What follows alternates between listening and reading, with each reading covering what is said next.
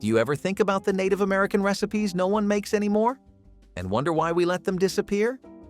These recipes once carried families, honored the land, and held meaning that went far beyond the plate. What did we lose when we stopped passing them down? Three Sisters stew was not just a dish. It was a living symbol of how communities worked together to stay alive.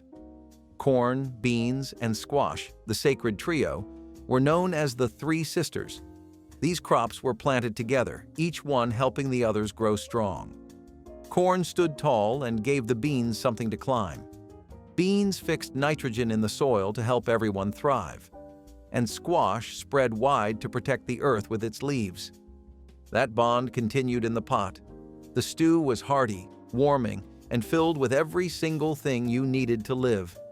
Families would pass it down, not just the recipe, but the story. Today, we go for canned soups and pre-packed broth instead. And while some versions of vegetable stew might come close, they are missing the soul of this one. The corn is not sacred anymore.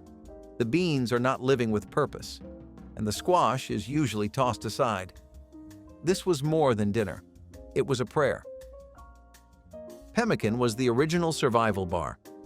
Long before anything had a wrapper or a shelf life printed on the side, there was this: a dense, portable mix of dried meat, rendered fat, and sometimes berries.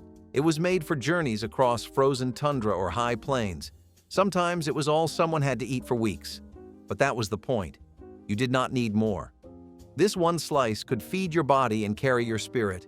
The meat, often buffalo or elk, was pounded into fibers, then mixed with fat to preserve it. The berries added flavor and medicine. It lasted for months, sometimes even longer, and every tribe had their own version. The Cree, the Lakota, the Blackfoot. It was fuel and ritual, strength and story. Today, you can find something called pemmican in prepper stores or history exhibits, but what is sold now barely touches the original. The ingredients might be similar, but the intention is gone. It was not about protein. It was about endurance. The fact that most of us have never tasted it is not just a culinary loss, it is a cultural silence. And silence has a way of erasing everything it touches. Acorn bread was once a labor of love, a gift from the Oaks. It was never about speed or convenience. First, you had to gather the right kind of acorns. Not just any would do. Then came the leaching. That meant soaking and rinsing them again and again, sometimes for days, to wash away the bitterness. Only then could they be dried, ground into flour, and baked into a soft, nutty loaf. The miwok, the pomo, the chumash. All of them had variations of this bread. It came out of earth and patience. It tasted like the forest in the best way, and it kept you full when little else could. But today the oaks are trimmed, the acorns left to rot, and the bread forgotten. Industrial white loaves sit on shelves. The work of acorn bread seems too long, too hard, too slow. But that was the point. It asked for respect, for care. Chokecherry patties were not a dessert. They were survival. Plains tribes like the Lakota and Dakota made them for travel, for hunting, for the long, empty roads of winter. You took chokecherries, dark, tart little things, and pounded them down, pits and all. They were shaped into flat cakes and dried in the sun. That was it. No sugar, no oven, just fruit and willpower. The result was dense and sharp, chewy with a kick. It carried a punch. It stayed with you. These patties were medicine and food. They kept well, traveled far, and packed more than just calories. They were culture, but they disappeared. Store-bought snacks filled the gap. Nobody wanted to pound berries or dry them under the sun. Fast food won. The chokecherry became just another forgotten fruit. Even though it grows wild in parts of the United States, most people walk past it without a thought. But these patties, they were fierce, tough, and they stayed with you the way hard things do. No one makes them anymore.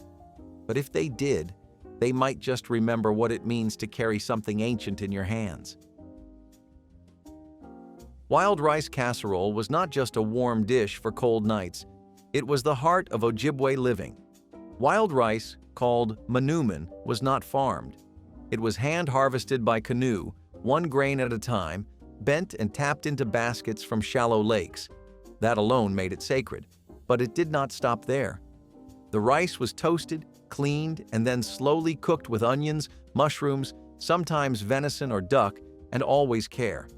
It was earthy and deep, a kind of flavor that comes from fire and patience.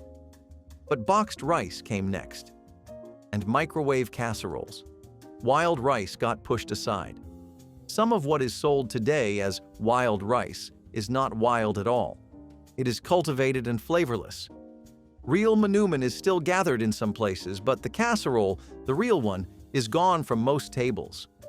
We forgot the lakes. We forgot the paddles. We forgot the grain that gave so much. And now, it is easier to open a pouch and call it dinner. Navajo blue corn mush was more than breakfast. It was birth, literally. In Diné traditions, newborns would taste it as their first solid food, a welcome to the world. Made from finely ground blue cornmeal, water, and a touch of juniper ash, this simple porridge had purpose in every bite. The ash was not decoration. It added calcium and made the mush more nutritious. And it came from a sacred plant.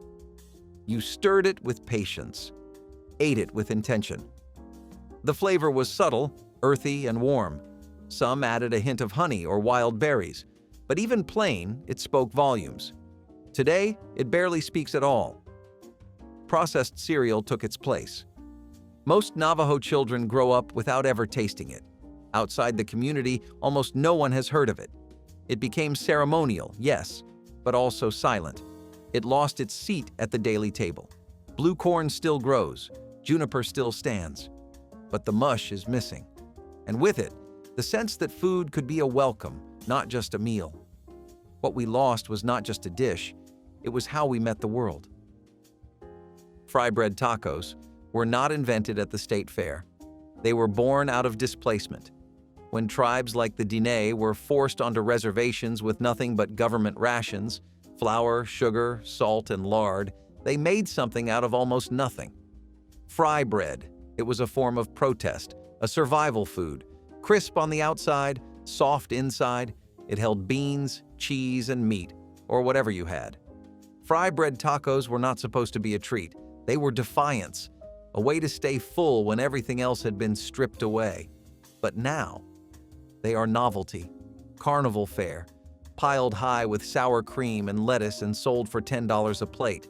The story got lost, the pain too, and what once stood for strength became a guilty pleasure. Most people never learn how close fry bread is to grief. They just taste the crunch and keep walking. But if you know the history, you taste something else too. A hunger that came from sorrow, a meal that meant you were still here. Salmon baked on cedar planks was sacred fire food. Pacific Northwest tribes like the Chinook and Coast Salish cooked it near the water, letting smoke from the cedar soak into every fiber of the fish. It was fresh, simple, reverent. Salmon were not just food, they were gifts. Their return marked the seasons, and when the fish came back, so did the ceremonies. You tied the salmon to wooden planks, set them near the fire, and turned them slowly, letting every part soak in the wood and flame. It was buttery, smoky, and full of earth. Today, cedar plank salmon shows up on restaurant menus, but it is not the same. The fish is factory farmed. The wood is decorative. The spirit is missing. What was once a ritual became a garnish. But to the tribes, it was a reminder of migration, of harvest, of balance. You do not get that from a 30-minute bake at 375 degrees. You get that from patience, story, and smoke. Venison and juniper berry stew was the taste of the Southwest. Earthy, wild, clean. The kind of meal that reminded you how powerful the land could be. You hunted your meat, you picked your berries, you made do with little and made it last. Juniper berries were not just for flavor, they were medicine. They cleared the lungs, they healed the gut. And when they simmered with venison, onions, and root vegetables, they made something bold, something ancient. The stew took hours. It needed watching, it needed presence, and it warmed more than your hands. But modern stews now come in cans. The meat is unrecognizable. The spices, synthetic. Juniper gets replaced with bouillon cubes. Venison gets swapped for beef chunks soaked in preservatives. The result is food that fills but does not nourish. Not really. The real stew has vanished from most tables, and in losing it, we lost a connection to both flavor and place. Boiled corn dumplings, kanuchi, were food for ceremony. Cherokee families made them with hominy corn and the ground meat of hickory nuts. That is right, ground nuts. Pounded and boiled into a creamy, rich paste. It smelled like roasted trees, tasted like warmth. You shaped the cornmeal into small balls and dropped them into the nut broth, letting them soak up every bit of the smoky flavor. It was not fast. It was not neat. But it was full of meaning. Kanuchi was served at harvest, at naming ceremonies, at homecomings. And it held more than just flavor. It held memory. Today, hickory nuts get overlooked, the dumplings replaced by instant mash or boxed stuffing. You can still find kanuchi made in some Cherokee homes, but the knowledge is fading. It is hard to pass down a recipe if no one stays long enough to listen. So, the dumplings sit quiet. The broth goes cold, and we wonder why our tables feel empty, even when they are full. Green corn soup was the flavor of early summer. Not the kind that comes in a can or the kind poured out of a foil packet. This was fresh corn, still sweet, milled and stirred into a warm broth. Creek and Seminole families made it as part of the green corn ceremony, a celebration of renewal, of cleansing, of balance. The soup was simple, but layered. You used newly ripened corn, pounded down and slow-cooked with squash, beans, and sometimes smoked meat. The broth turned cloudy and golden. The smell filled the entire house. It was comfort in a bowl, tied to time and tradition. But with industrial agriculture came the end of seasonal waiting. Fresh corn became frozen bags. Milling was done in factories. And the old ceremonies were reduced to festival booths. The soup vanished from most homes. Now, if it exists, it is behind glass at a museum or scribbled in the back of a dusty cookbook. But it was once the way a people said thank you. To the harvest, to the earth, to each other. Buffalo tongue with sage was once a reward, a delicacy saved for elders or honored guests. It was not just meat, it was respect. Plains tribes like the Lakota and Cheyenne honored every part of the buffalo. But the tongue, tender, rich, and layered with flavor, was something special. After a hunt, it was carefully cleaned, boiled for hours with herbs like wild sage, and sometimes seared by fire to lock in the taste. It was soft, slightly gamey, and soaked in meaning. This was not a casual weeknight meal. This was served with reverence. Today, you would be hard-pressed to find anyone who has ever tasted it, let alone cooked it. Buffalo herds have dwindled. Tongue meat, once prized, is now dismissed. People want boneless, skinless, bland, and easy. They shy away from parts of the animal that take time, that require skill. That is the real loss. It was not just the extinction of a recipe. It was the forgetting of how to appreciate something fully. Every part, every bite, that meal taught humility. And now it is gone. Erased by preference, by modern palates, and by a hunger that no longer remembers where food really comes from. Cactus paddle stew used to be the heartbeat of desert kitchens. The prickly pear cactus, no pales, was not exotic. It was necessary. You peeled the paddles, boiled them down, and cooked them with chili, garlic, onion, and whatever meat or beans you had on hand. The taste? Bright, slightly tart, earthy, with a slippery bite that stuck with you. Tribes across the Sonoran and Chihuahuan deserts used it to stay full during hot months when other crops would not grow. You did not buy nopals. You harvested them, carefully, respectfully. You wore gloves, used rocks to peel, and made it through one more day under a brutal sun. Today, nopals show up in upscale restaurants, garnishes on tacos or sliced into salads. But the stew, the home-cooked, bubbling, sunburned pot of it, that is nearly gone. People forgot how to cook it, or they never learned. Most cactus gets left behind now, seen as a nuisance plant or an aesthetic, but once it was life. Every thorn was worth it, and every bite reminded you that the land could still feed you, even when it looked empty. Black walnut soup was fall in a bowl. You could smell it before you ever saw it. Rich, smoky, and deep like the forest it came from. You gathered the walnuts in early autumn, let them dry, then cracked them open with rocks and ground the meat into a buttery mash. It was mixed with root vegetables, carrot, onion, maybe parsnip, and simmered into a creamy soup. Woodland tribes like the Shawnee and Lenape made it often, especially when winter was near.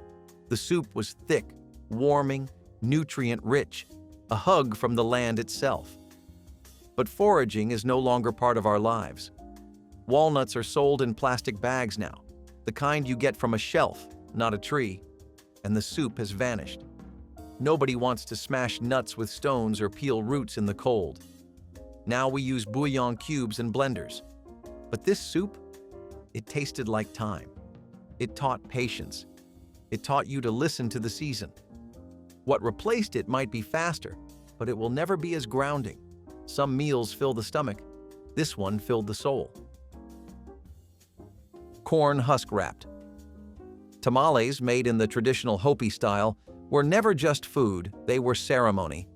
These tamales were different. The masa was made from blue cornmeal, blended with ash from juniper wood. It gave the dough a soft texture and beautiful gray-blue color, almost like stone polished smooth by water. Inside, they sometimes held beans, squash, or wild herbs. Nothing was rushed. The filling was wrapped in corn husks, tied with plant fibers and steamed gently, often over hot rocks. These tamales were made for solstice gatherings and harvest festivals, and you could taste the reverence in each bite. But today, tamales have gone commercial, wrapped in foil, microwaved, sold in bulk. Few remember the ash. Fewer still remember the process. Traditional Hopi tamales are hard to find, even among the Hopi. Fast food moved faster than memory. And what we have now is a shallow imitation, a meal without the meaning. The fire has gone out, and we wonder why it no longer tastes like it used to. Mountainberry bannock was campfire comfort, a flatbread baked on hot rocks, flecked with wild berries picked straight from the trail. Bannock was adopted and adapted by many indigenous groups, especially after flour became part of the ration system. But this version, the mountainberry one, was a mix of survival and sweetness. You took flour, water, maybe a little fat or ash, and folded in crushed berries, blueberries, Saskatoon berries. Whatever the mountain gave that day, it was pressed flat and laid over stone or skillet, then browned until the edges crisped. It was eaten hot, usually with strong tea. Some called it a dessert. Some called it a miracle. But no one called it unnecessary. Today, bannock still lives on in some communities, but the wild berry version? Gone, forgotten. Buried under pancake mixes, freezer waffles, and sliced loaves in plastic. You do not need to pick berries when you have syrup in a bottle, but you lose something in the trade, something raw, something real. That bread was wild and warm, and it reminded you that even when life was rough, there was still a way to make something sweet from the mountain. Fish stew with wild herbs was what you ate when the lake was kind. The Potawatomi and other Great Lakes tribes would pull whitefish from the water early in the morning. Then they would head into the marshes or forest edges to find what they needed. Wild onions, cattail hearts, sometimes watermint or yarrow. The stew was simple, but only because the ingredients were so fresh. Nothing overpowered.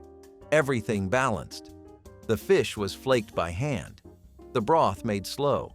And the herbs? They added more than flavor. They added place. Today, fish stew means chowder from a can or a seafood boil at a restaurant. The wild is gone. Whitefish is hard to find. Cattail hearts are ignored, and no one teaches which herbs go where anymore. What we have now is a dish with no shoreline, no story, and no memory. That stew once told you the health of the lake, the mood of the season, the wisdom of your grandmother. Now it tells you what aisle the packaging came from. Mesquite pod cakes were sweetness in the dry desert air. You did not pick them from a shelf. You picked them from the tree, long, dry pods that rattled when you shook them. Tribes in the southwest, like the Tohono O'odham, ground the pods into flour. It took time. You had to dry them fully, then pound, grind, and sift. The resulting flour was sweet, like caramel mixed with cinnamon. Cakes were made with just water and pressed into patties. Some added herbs, some added cactus honey, but most just kept it simple. The flavor was enough. These were trail food, ceremony food, everyday food. But now, mesquite pods are swept up, thrown out. The trees are seen as brush. And the cakes? You will not find them at any bakery. Processed flour erased the memory. Even in the communities where the trees still grow, the practice has nearly vanished. Sweetness still exists, but it is empty now. These cakes had no preservatives, no marketing, just sun, wind, and the will to make something from almost nothing. Corn and bone marrow porridge was richness out of need. Made mostly in the northern plains, this porridge was a way to make sure no part of the animal went to waste. The bones were cracked open, the marrow scooped out and stirred into boiling pots of ground corn. It melted into the porridge like butter, turning it creamy, filling, and full of fat. This was survival food, but luxurious in its own way. The marrow added flavor, strength, warmth. Kids ate it, elders ate it. Everyone stayed full. Today, marrow is a garnish in fancy restaurants, served in bone halves with microgreens. The porridge, however, is gone. We threw out the bones, switched to lean cuts and margarine, and forgot how much strength lived inside that red center. This meal taught you that nothing should be wasted. That food was more than taste, it was nourishment. Now we waste both. The corn is boxed, the marrow discarded, and no one stirs the pot long enough to see what rises from the bottom. Amaranth grain. Mash was protein before people knew the word protein. Pueblo tribes grew it in patches of dry land, where little else would take root. The seeds were tiny, dark, shiny like little beads. They were roasted or boiled and mashed into a warm, earthy dish that stuck to your ribs and kept you strong. Sometimes it was sweetened with honey. Other times it was mixed with wild herbs or squash. It was not flashy, it was not fast, but it worked. Amaranth was sacred. It fed whole communities through dry seasons and hard winters. But then came wheat, then corn syrup, then instant grains and breakfast bars. Amaranth faded, not because it was weak, but because it asked for care. The mash disappeared with it. What remains is grown mostly for research or decoration. The mash? You will not see it in your pantry, but you should. It reminded people that the smallest seed could still grow into something strong enough to stand against the wind. And that is not a lesson we should have forgotten. Duck with wild plum sauce was the kind of meal that reminded you where you stood in the world. Southeastern tribes, especially the Muskogee and Choctaw, would forage for tart wild plums during the summer, boil them down, and turn them into a thick glaze that was drizzled over fire-roasted duck. The meat was lean, rich, and smoky. The plum sauce brought a bold, acidic sweetness that cut through the fat perfectly. It was not sugar sweet, it was forest sweet. The kind of flavor that came from thorns, heat, and patient hands.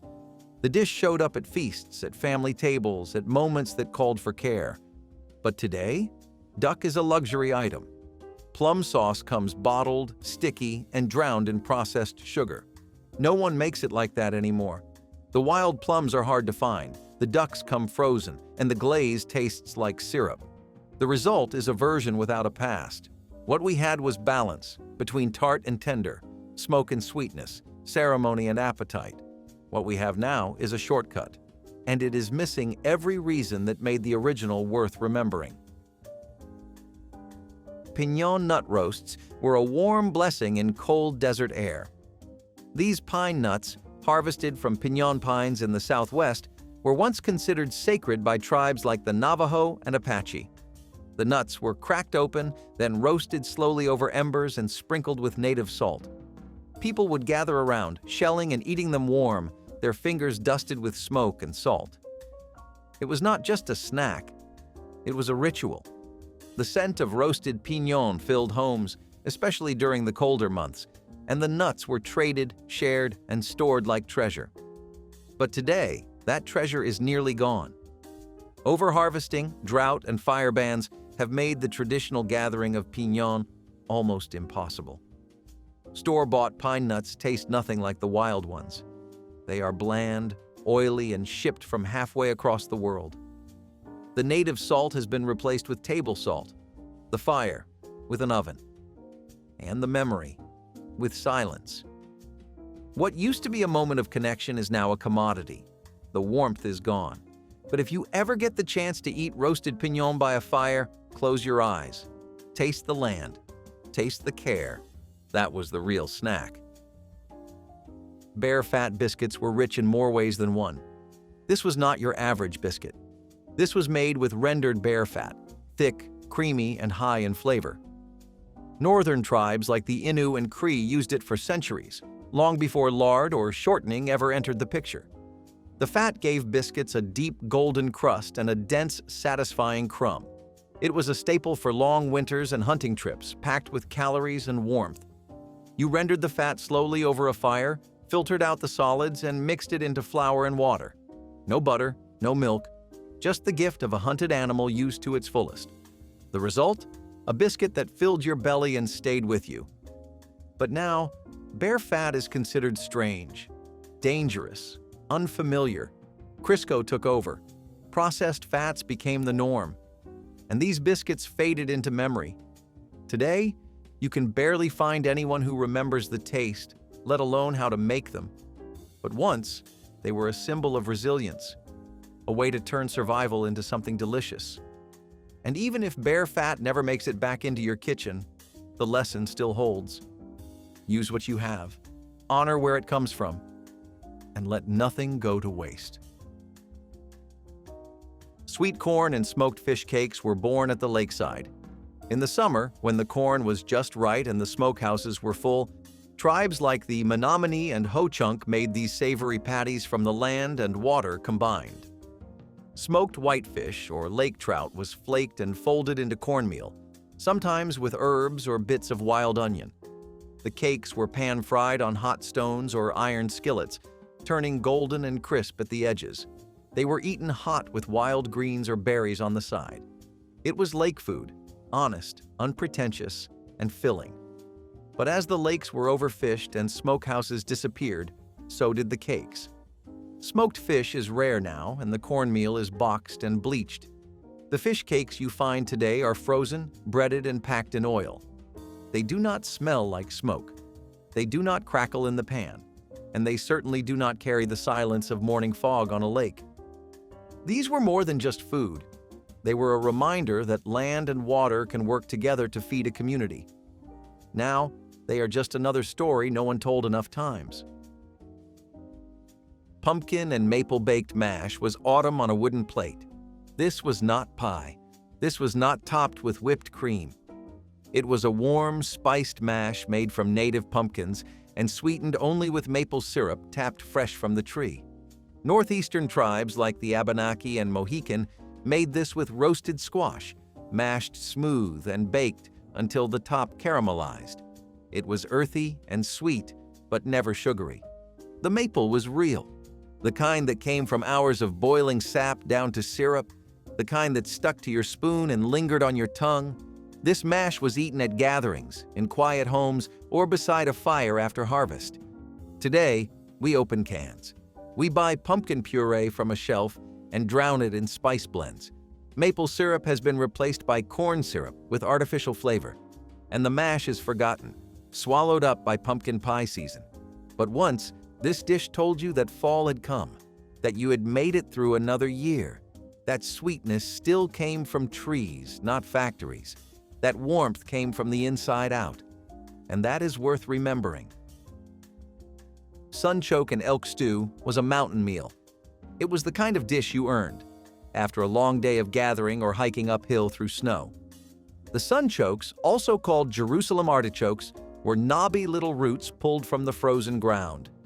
You peeled them, sliced them, and simmered them slowly with chunks of lean elk meat and wild herbs. The stew came out creamy and savory, with just a hint of nuttiness from the roots. It was high in nutrients, high in comfort, and perfect for cold weather homes from the Rockies to the northern plains. Elk was leaner than beef, cleaner than pork, and much closer to the earth. Sunchokes were native, sturdy, and available if you knew where to look. But we do not look anymore. Elk is hard to find. Sunchokes are too weird for most shelves. And stew, real stew, takes too long. Now, we eat beef with gravy mix and call it close enough. But this dish was different. It was quiet, grounding. It reminded you of what was possible when the land was your partner, not your obstacle. Corn silk tea was not a fancy drink. It was not served in porcelain or brewed with honey. But it was healing.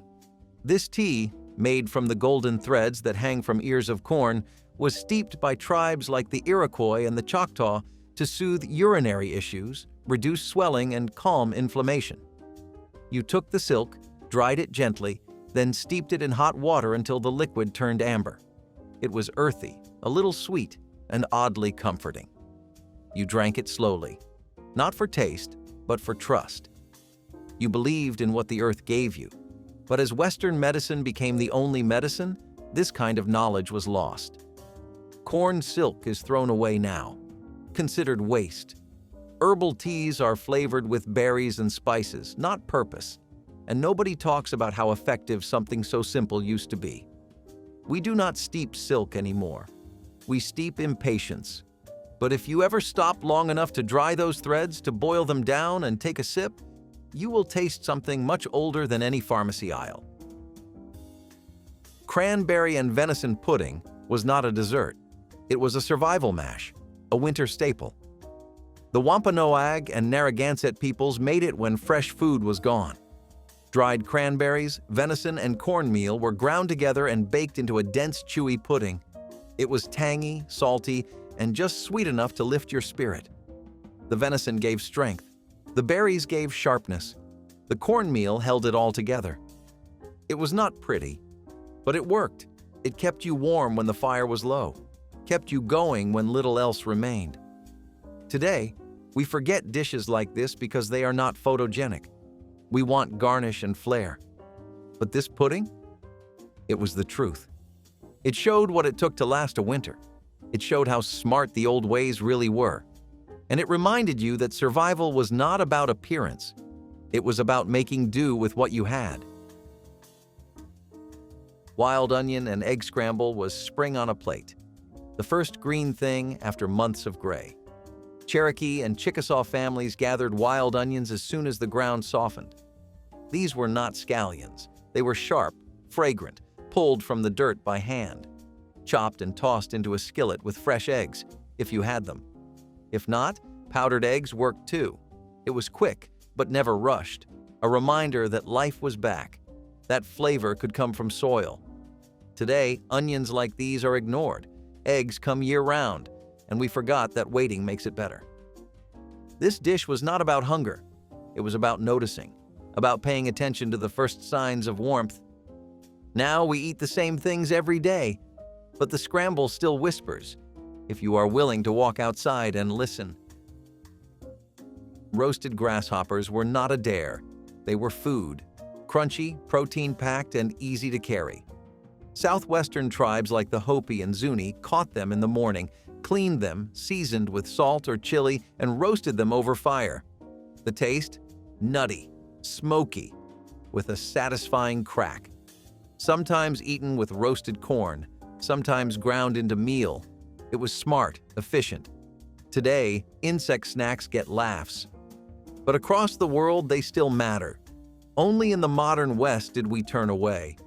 Ironically, it is coming back now, sold as future food. But indigenous people never stopped. No branding, no trend, just knowledge. These grasshoppers told the truth, that protein does not need packaging, and that what is old might save us yet. Ash baking was one of the most brilliant and humbling ways Native American cooks created bread without any tools, fancy ovens, or even a proper surface. When you needed to eat, you did not wait for the perfect setup. You dug into the earth itself. Dough was shaped into rough rounds and placed directly onto a bed of hot ashes and embers, then gently covered with more hot ash. The bread would cook slowly, surrounded by a blanket of heat, becoming crusty on the outside and pillowy soft on the inside. If a little ash clung to it, so be it. You brushed it off and bit into a smoky, earthy flavor that modern kitchens would pay fortunes to recreate. It was cooking stripped down to its raw, purest form, food born right from fire and earth. Today, ash-baked bread might seem primitive, but taste one bite of it, and you will understand exactly why this method lasted for centuries. And if you thought bread from ash was wild, wait until you hear how native chefs used cactus to transform even the toughest, most stubborn pieces of meat into buttery, tender feasts. Corn husk-wrapped tamales have incredibly deep roots in a lot of Mesoamerican cultures. I know you might not really associate them with a lot of different ethnic groups, but it's genuinely something a lot of them have used throughout their history.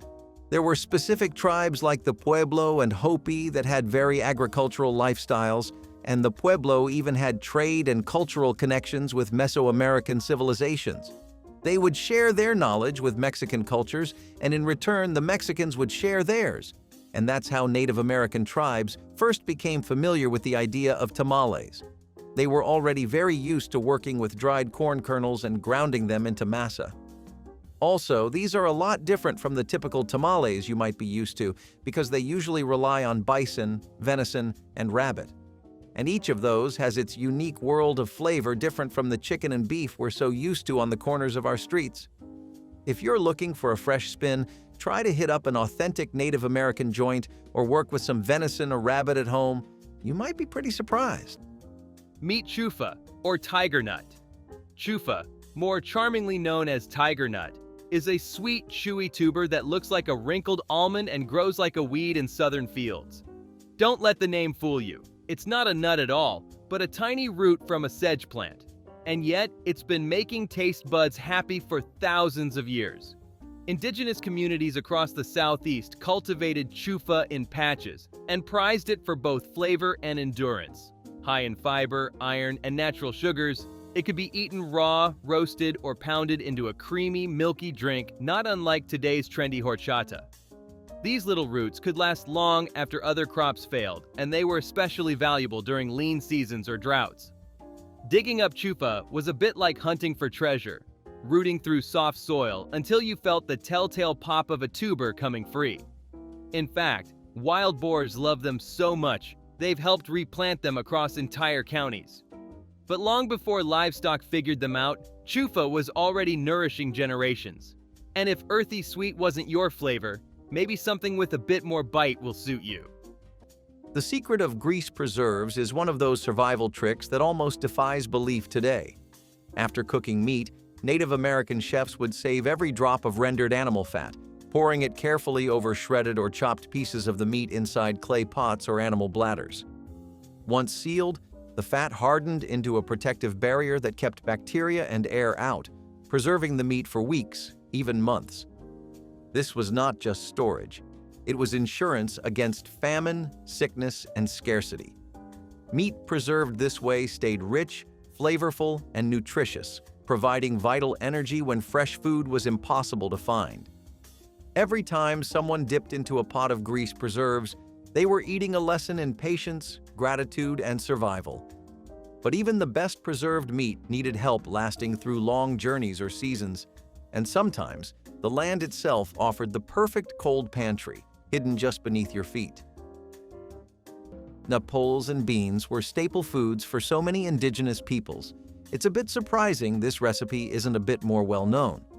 Most of the more popular tribes like the Navajo and the Apache were regular consumers of this. In desert areas, prickly pear cactuses were one of the most valued plants because of their versatility, and a big part of that was the reasons we went over earlier when we talked about roasted cacti. Young cactus pads were usually preferred because they were a lot more rich in water content. The beans were a longer process though, and they're just as annoying today as they used to be back then. You had to really soak them thoroughly overnight. Now, once the nopales were cooked, they would be mixed with beans and simmered for even longer, so that the flavor would genuinely mesh well. Some tribes would add wild onions, mesquite pods, and chili peppers for a more well-rounded flavor profile. It was actually quite an amazing little dish. Meet the sunchoke, also called Jerusalem artichoke, a forgotten vegetable Native Americans relied on throughout the coldest months. Despite the misleading name, this plant isn't from Jerusalem, and it's not an artichoke either. It's a North American native with sunflower-like blooms and edible roots that grow abundantly underground. Native tribes treasured these roots for their nutty, sweet flavor, often roasted over open fires or sliced thin and crisped. Stored throughout winter, sunchokes provided a steady source of vitamins, minerals, and fiber, even when other vegetables disappeared. Colonists quickly adopted them, impressed by their ability to thrive without much care. But today, sunchokes are almost entirely forgotten, overshadowed by common potatoes. Reintroducing this delightful vegetable could bring back both nutrition and flavor, not to mention variety, into our everyday meals. Now, while the sunchoke warmed winter bellies, another plant offered a refreshing bite straight from the forest floor. Imagine something crisp, fresh, and cucumber-flavored that Native Americans valued highly as both food and medicine. Using pumpkin shells as nature's crockpots was one of the most visually stunning and practical techniques Native American cooks ever invented. Imagine carving out a big, sturdy pumpkin, filling it with a mixture of meats, roots, grains, and herbs, and setting it carefully near a low, steady fire. The thick pumpkin walls would slowly roast from the outside while the food inside simmered gently, absorbing all the sweet, nutty flavors of the squash itself. The pumpkin became pot, oven, and seasoning all in one, with no waste and no need for heavy metal tools. When the meal was ready, you simply cut into the tender pumpkin itself and ate it alongside the hearty stew it had helped create. It was a way of turning even the simplest gathering into a feast. And if you thought cooking in pumpkins was impressive, just wait until you see how native cooks used nothing but green leaves and open steam to create fish dishes that tasted like a gift straight from the earth itself. If you really want to do something for a big flat-out feast, though, there's just nothing better than some Native American-style spit-roasted turkey. Turkey was a major source of protein and food for indigenous peoples in the eastern woodlands. They had been used to preparing and handling turkey for generations. They even had the cleaning process down to a science. Also, the feathers of the bird were used for clothing, for arrows so that they would fly faster, and for rituals. I think they had some pretty good Thanksgiving ideas a long while before it even became a thing. If you wanted to recreate this today, you should ideally use a wild turkey, but even a domestic one works well. Also, smoked paprika and wild onions, plus the sage and thyme. I also suggest keeping it authentic and going with some bear fat or walnut oil if you can. You would need to set up a rotisserie spit over an open fire if you can. The end result is this deeply flavorful turkey that's got this wonderfully crispy exterior on the outside, but a smoky taste and tender feel on the inside. It's really just a delight for any kind of big gathering or party, and it's not a dish you want to be missing out on. Ramps, or wild leeks, were once a forage secret among eastern woodlands tribes, prized for their bold, garlicky flavor and potent spring energy. Long before hipster foodies turned ramps into a farmer's market flex, indigenous communities harvested them from shaded forest floors to welcome the thaw of winter. These green bursts weren't just tasty. They were seasonal indicators, signaling a time to reconnect with the land. Ramps packed more punch than your average onion and were often sautéed, added to stews, or eaten raw for their sharp tang.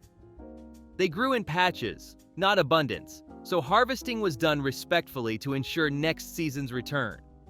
And for all their flavor, they had a reputation. Ramp breath was real. So if your cousin showed up reeking of garlic, you knew spring had arrived. It's funny how what was once a humble forage staple is now a gourmet garnish. But the real story of seasonal greens doesn't stop in the Appalachians. Further west, and just as overlooked, there's a green you've probably passed 100 times without even knowing its worth. Let's talk about chenopodium, or lamb's quarters. Fish wrapped in leaves and steamed over coals was a method so simple and brilliant that it feels almost sacred now. Native American cooks would gather wide, sturdy leaves like those from corn, squash, or even certain wild plants, and use them as natural steam pockets.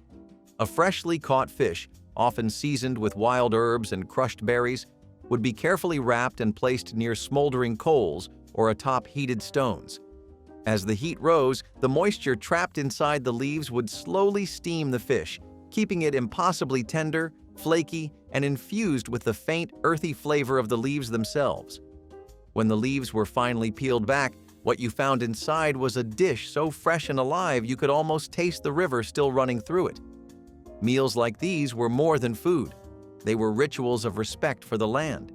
And speaking of sacred gifts from the earth, few treasures were more important to survival and celebration than the humble acorn ground and transformed into something that would feed generations. Acorn squash was an incredibly popular cultivated vegetable among many different kinds of tribes.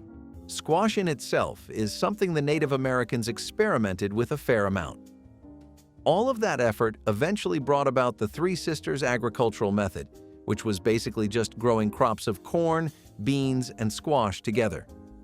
The way they grew helped the other plants grow, so they were always grown together because the end result was more fantastic than if they were grown individually. Sweetening squash with maple syrup was also something that was popular among tribes who were centered around maple syrups, and I don't know if you know this, but tapping into maple trees for the syrup was a very common practice of the Native American peoples. They were arguably better at it than anyone else too, especially because of how much they valued maple syrup as a natural sweetener. Some tribes genuinely loved to have it without the syrup, though. They would slice it and dry the squash in the sun for long-term storage. Tuckahoe, or Peltandra virginica, isn't winning any beauty contests anytime soon. But this marsh-dwelling tuber kept bellies full from Florida up to the mid-Atlantic. It's got a name that sounds like a punchline, but to coastal tribes, it was serious sustenance. Growing in brackish wetlands, Tuckahoe had to be leached or roasted thoroughly. Raw, it was toxic. But done right, it became a starchy, potato-like staple perfect for roasting or grinding into meal. Its preparation was labor-intensive, but that didn't stop it from becoming a dietary mainstay. Even its leaves were used for wrapping other foods during cooking. The fact that it grew in soggy, difficult places made it a reliable backup when other crops failed. People remembered where patches of Tuckahoe thrived like they remembered old fishing spots.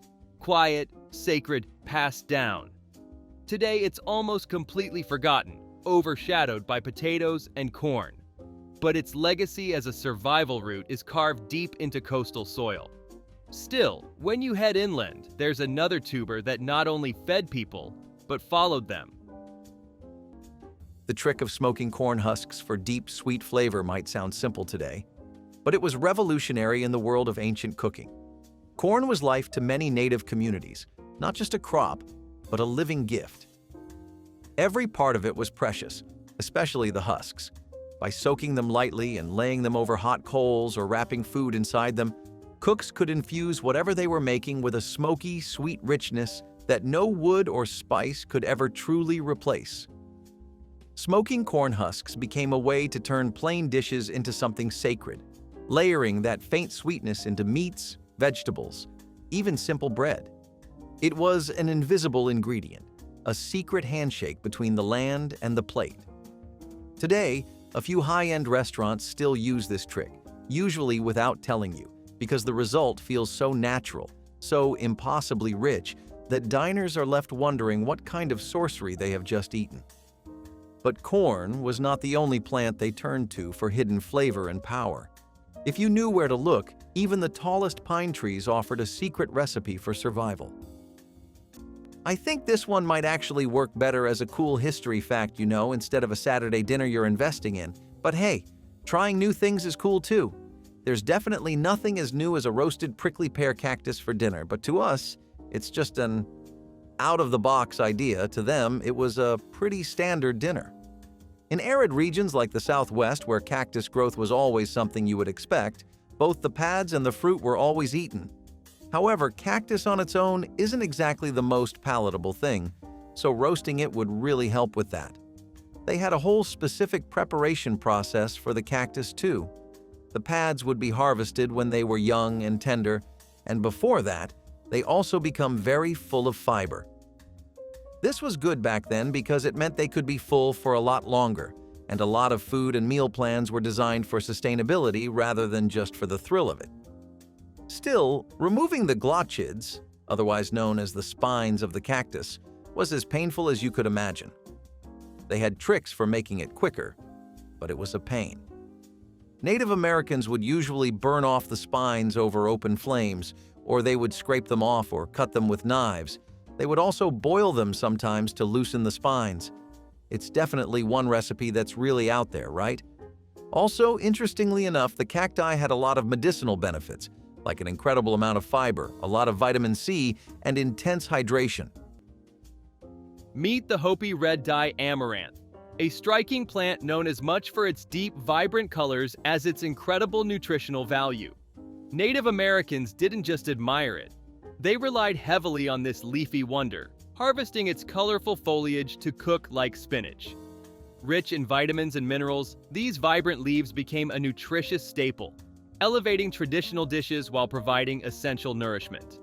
Beyond the kitchen, Hopi tribes use the amaranth's vivid red pigments in ceremonial and everyday dyes, enhancing textiles and pottery with a stunning touch of color. Imagine a vegetable that nourishes your body and brightens your world. That was the true value of Hopi red dye amaranth. Despite its versatility and beauty, this incredible plant fell out of favor, disappearing from dinner tables and fields alike. But what if we brought it back, enjoying both its culinary and cultural richness once again? And if that sounds intriguing, wait until you taste the peppery root vegetable native tribes relied on for its unique flavor and resilience through harsh winters. The original food dehydrators were not made of wires, plastic, or electricity. They were built from nothing but wood, patience, and the heat of the sun itself. Native Americans constructed simple wooden frames, stretching thin strips of meat across them like rough tapestries. Exposed to sunlight and fresh air, the meat would dry slowly, losing its moisture but locking in all the rich, smoky flavor. Sometimes the process was sped up by adding a small, smoldering fire nearby, helping to drive off insects and give the meat an even deeper taste. It was a way of preserving precious food without ice, salt, or chemicals, and the result was nothing short of incredible. Chewy, flavorful strips that could last for weeks or even months. Every bite told a story of the land it came from. Every piece was survival packed into a pocket-sized meal. Jerky might be trendy today, but it started here, with hands stretching meat under a fierce sun and trusting the earth to do the rest. But when it came to sweetening up meals and treats, they had another secret up their sleeves, and it did not involve sugar at all. Before European contact, a lot of Native American tribes had an incredible amount of access to wild tubers and roots. This was really true for potatoes, which had been domesticated in South America. They began to replace some root vegetables as a staple crop because of the sheer amount of utility. I mean, that's a cultural fact that holds true even now. Who can really deny the worth of a potato? Some days, it feels like it's worth more than all the designers in your wardrobe. Native Americans also had an incredibly interesting way of preparing these potatoes. Frying them in bear fat is definitely something I haven't really thought of before. But then again, these people used to hunt bears semi-regularly, so I think we're on pretty different ends of the spectrum.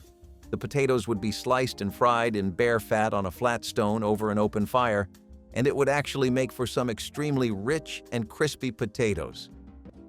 Buffalo gourd, the desert's take on squash, grew wild and tough across the arid stretches of the Great Plains and Southwest. Its sprawling vines and pungent scent made it hard to ignore. And while the gourd itself wasn't the tastiest raw, the seeds and flesh had real staying power. Tribes roasted the seeds for snacks or ground them into flour, while the flesh, bitter when fresh, could be cooked to tame its edge. The real surprise: the plant's natural saponins. When crushed and mixed with water, buffalo gourd made a foamy, soap-like cleanser used for washing both people and clothes. It was nature's two-in-one, food and hygiene, all from a drought-hardened vine. In a region where survival meant using everything available, buffalo gourd thrived as a multi-use marvel. But while this gourd toughed it out under the prairie sun, up in cooler climes, a much gentler root once held the title of sweet favorite, until corn barged in. Acorn meal might not sound glamorous today, but to Native American cooks, it was a golden ticket to rich, sustaining nutrition. In a world where wheat and cornmeal were not always reliable, acorns from oak trees were gathered in huge numbers, then carefully leached to remove bitterness. The result was a fine, nutty flour that could be used to make breads, thick soups, or even hearty porridges. Acorn meal carried a deep, earthy taste that felt heavier and more nourishing than modern flour, and it was packed with oils and minerals that kept bodies strong through brutal winters and hard seasons. It was slow, careful work, but it paid off with food that could last for months. And unlike store-bought flour today, acorn meal reminded every bite of where it came from. But even when bread was needed quickly, native chefs had a trick up their sleeves, heating river stones until they became the perfect natural griddles for making flatbreads on the fly. Manoomin pilaf is something that's actually a traditional Native American dish centered entirely around wild rice. I know a lot of us are some genuine fans of rice, so for you guys, this will be a good one. It's something that's great as a summer or early fall dish, and it's also pretty healthy. The nutty and earthy flavor unique to wild rice is what really makes this dish stand out. It gives you a way stronger flavor than brown or white rice. It's also a lot more firm and chewy, which is great for people who don't really like their rice on the mushy side. If you parch it with fire, you can even impart a smoky undertone to it. All you need are some walnuts, maple syrup, and cranberries, and you're good to go. Wild rice is still something you can easily get from any local grocery store. Once you have everything you need, you rinse the wild rice, simmer it until it's tender, drain all the excess water, add any flavorings, and then serve it as warm as you can.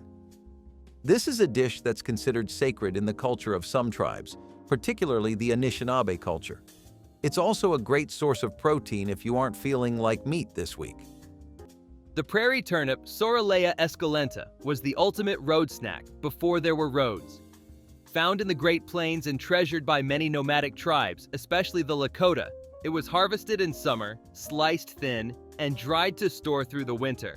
Packed with carbs, fiber, and a light sweetness, it was a natural energy bar centuries before trail mix hit store shelves. You'd find prairie turnips growing wild in open grasslands, their flowering tops hinting at the swollen root below. It took skill to dig them up without snapping the root, but that effort paid off. Once dried, they lasted for years and could be thrown into stews or simply chewed like a dried fig. They weren't just food, they were portability, reliability, survival. Some even call them the original indigenous jerky, with way less salt. And while the prairie turnip played its role in the open fields, down in the chaparral-covered hills of California, there was a different kind of giant hiding underground. Wilder, tougher, and a little more dramatic. Rock boiling is one of those lost arts that feels almost too wild to be real, but it absolutely was, and it still works today if you know how to do it. Picture this.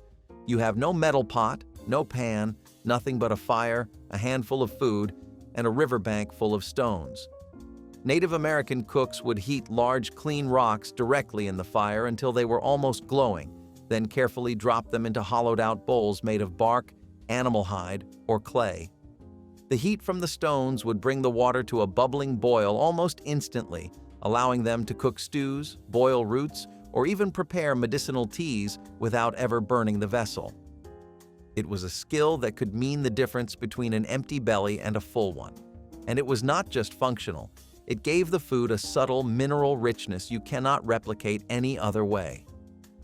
Today, rock boiling feels almost mythical, a forgotten page from a cookbook written by the earth itself. And speaking of earth, some of the most astonishing bread you have never tasted was baked without an oven, without a pan, and sometimes without anything more than a pile of hot ashes. Beaver tail soup was also a very prized dish, and beavers were actually a favorite among Native Americans. I don't know how you feel about them, but personally, I think the little runts are really entertaining. What I did not know is that they are actually also really good for energy because they're so full of fat. Lots of tribes like the Iroquois and Blackfoot would prepare beaver tail soup specifically as a winter-only dish because of how well it would sustain most of the tribes. A single serving of soup could fill a person up with enough energy to last through a tough winter day, and it could be preserved for later. Mixing in different kinds of foraged materials and ingredients would only bulk the soup up a lot more and do wonders for its nutritional content. Herbs like juniper and sage were amazing final touches, and the end product was something that really revitalized a person, though the preparation process is definitely something to keep in mind. I'm also not entirely sure where you could get beaver tail from. Nodding onion is the bashful cousin of the garlic and onion family, a wild native whose delicate pink blossoms droop like they're whispering secrets to the wind. Found from woodlands to prairies, it was once a prized flavor booster in indigenous soups, broths, and roasted meats. Its bulbs are small, but what they lack in size, they make up for in concentrated garlicky kick. Tribes harvested both the bulbs and the greens, which were tossed into dishes or dried for seasoning. The whole plant is edible and useful. Even the flowers attract pollinators and bees. But as livestock grazing expanded and development paved over wild landscapes, nodding onion began to disappear from sight and taste. Still, it hangs on in patches, sometimes mistaken for grass by the untrained eye. It's a culinary throwback, a memory of meals seasoned by the land itself. And while it may bow its head, it carries history with every bite. But if you thought wild onions were subtle, wait until you meet a potato that grew in mountain air and tasted like it belonged in a forest feast. If one of these dishes sparked a memory, like the video, share your favorite in the comments, and hit subscribe to keep the old ways cooking.